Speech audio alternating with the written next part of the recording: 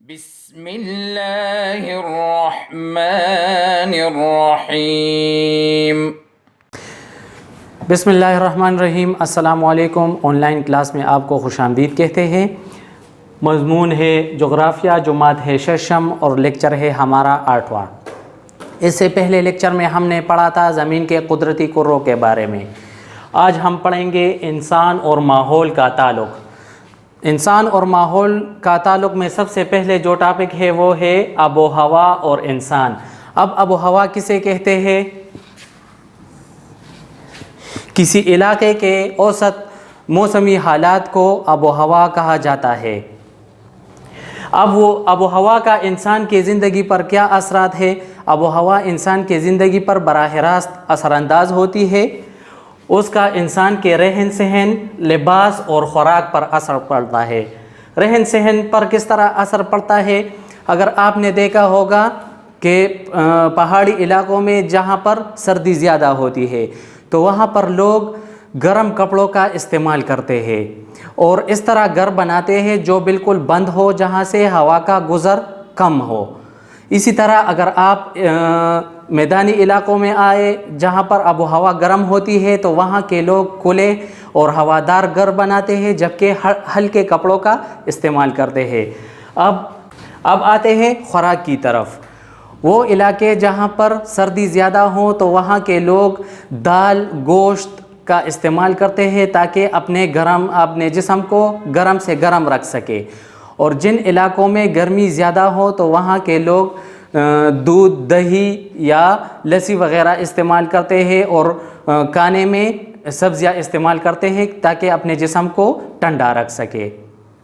اس کے بعد آتے ہیں طبی خدوخال اور انسان۔ طبی خدوخال کا مطلب ہے کہ زمین ہموار نہیں ہے، کہیں پر پہاڑ ہے تو کہیں پر میدانی علاقے اور کہیں پر اونچے ٹیلے ہیں۔ اب میدانی علاقوں کی طرف آتے ہیں۔ میدانی علاقوں کے لوگ زیادہ تر کاشتکاری کرتے ہیں اور اس کو اپنا پیشہ بناتے ہیں، اور 90% آبادی میدانی علاقوں میں رہتی ہے۔ اسی طرح اگر آپ پہاڑی علاقوں کی طرف آ جائے تو پہاڑی علاقوں میں زمین پتریلی ہوتی ہے جو کاشتکاری کے لیے مناسب نہیں ہوتی، اس لیے یہاں پر لوگ دوسرے پیشے اپناتے ہیں۔ اسی طرح اگر آپ ریگستانی علاقوں کی طرف چلے جائیں تو وہاں پر خوراک اور پانی کی کمی ہوتی ہے، تو وہاں پر جو لوگ رہتے ہیں وہ خوراک اور پانی کی تلاش میں ایک جگہ سے دوسری جگہ ہجرت کرتے رہتے ہیں۔ اب آتے ہیں پانی اور انسان۔ پانی انسانی زندگی پر بہت بڑا اثر ڈالتا ہے، یہ انسان کی زندگی کے لیے انتہائی ضروری ہے۔ پانی ہم پینے کے لیے استعمال کرتے ہیں، اسی طرح اپنے فصلوں کو سیراب کرنے کے لیے بھی ہمیں پانی کی ضرورت ہوتی ہے۔ یہ پانی دریاؤں، سمندروں اور جھیلوں کی شکل میں موجود ہے۔ ان سے ہمیں خوراک کے لیے مچھلیاں وغیرہ بھی مہیا ہوتی ہے، اور یہ اس کے نزدیک جو علاقے ہوتے ہیں ان کے ماحول پر بھی خوشگوار اثر یہ ڈالتا ہے۔ مطلب ساحل کے قریب جو علاقے ہوتے ہیں وہاں پر آب و ہوا خوشگوار ہوتی ہے، مطلب وہاں پر زیادہ گرمی نہیں ہوتی۔ اب آتے ہیں جنگلات اور انسان۔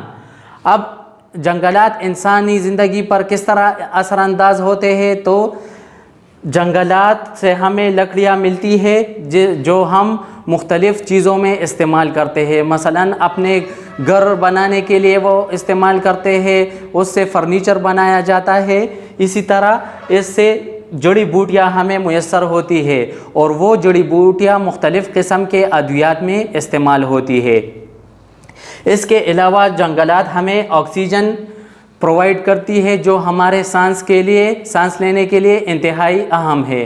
اسی طرح جنگلات ماحول پر بھی اثر انداز ہوتی ہے، اس کے ماحول پر بھی خوشگوار اثر پڑتا ہے۔ اس کے بعد ہے حیات ارضی اور انسان۔ حیات ارضی کا مطلب ہے زمین پر زندگی۔ زمین پر انسانوں اور پودوں کے علاوہ اور جانور بھی موجود ہے جس کے انسان کی زندگی پر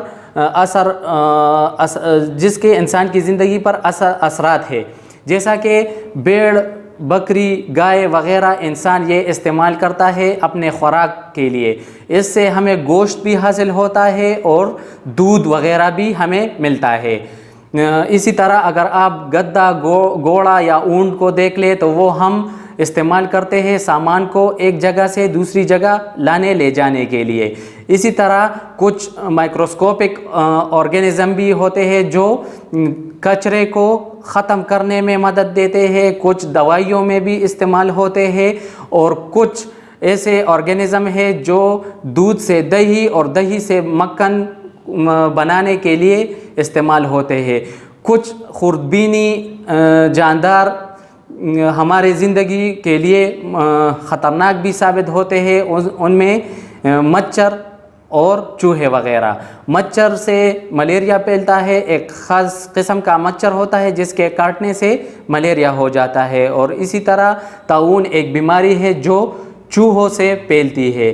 تو ان سب سے یہ ظاہر ہوتا ہے کہ زمین پر جو حیات ہے وہ انسانی زندگی پر اثر انداز ہوتے ہیں۔ یہاں تک کافی ہے، امید ہے آپ کو سمجھ آ گئی ہوگی۔ اگر اس ٹاپک میں کوئی مسئلہ ہے تو آپ ہمارے ساتھ واٹس ایپ پر شیئر کر سکتے ہیں۔ شکریہ۔ اللهم انفعنا بما علمتنا وعلمنا ما ينفعنا وزدنا علما۔